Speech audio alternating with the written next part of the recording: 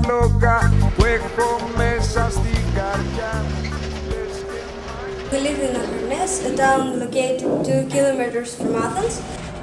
Our town is famous because in the Olympic Games of 2004 we accommodate more than 10,000 athletes in the Olympic Village.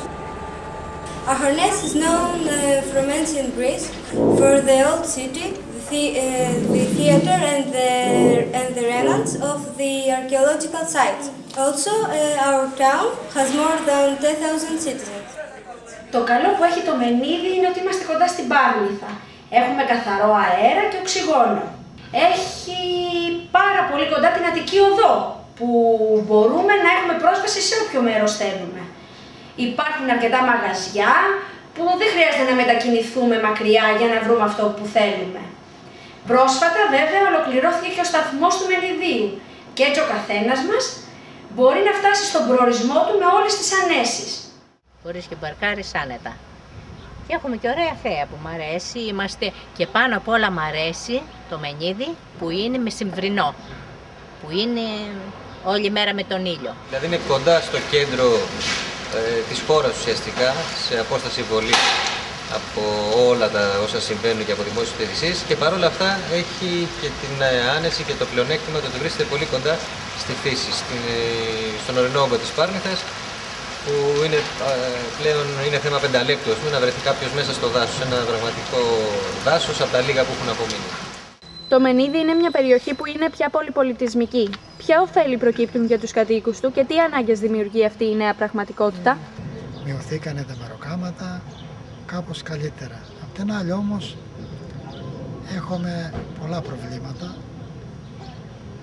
κλεψές, αδικίες. Πρέπει να γίνουν πιο πολλά νοσοκομεία, πιο πολλά καταστήματα, πιο πολλές δημόσιες υπηρεσίες να μπορεί να εξυπηρετείται ο κόσμος. Μπροστά μας βρίσκεται ο θωρητός μικηναϊκός τάφος που βρίσκεται στο Μενίδη, είναι ο καλύτερα διατηρημένος της Αττικής.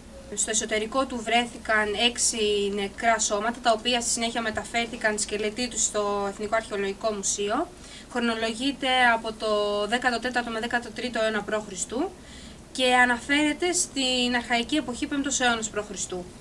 Ανακαλύφθηκε το 1879 από Γερμανούς αρχαιολόγους και τη δεδομένη χρονική στιγμή αποτελεί ένα μνημείο, αρχαιολογικό μνημείο της Αττικής.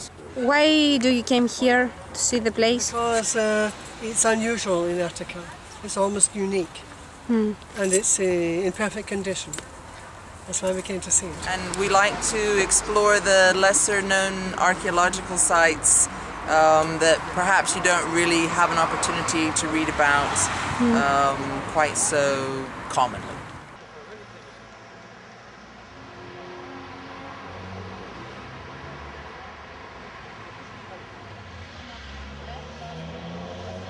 Τι είναι αυτό που θεωρείτε ότι χρειάζονται ακόμη οι νέοι του Μενιδίου, δηλαδή τι θα βελτίωνε την καθημερινή του ζωή? Οι νέοι, νεανικά πράγματα, αθλητικά κέντρα, θέατρα, σινεμάδες. Τα μικρά παιδιά χρειάζονται παιδικές χαρές. Οι έφηβοι αθλητικά κέντρα, κάτι που το Μενίδη και σε αυτό στερεί.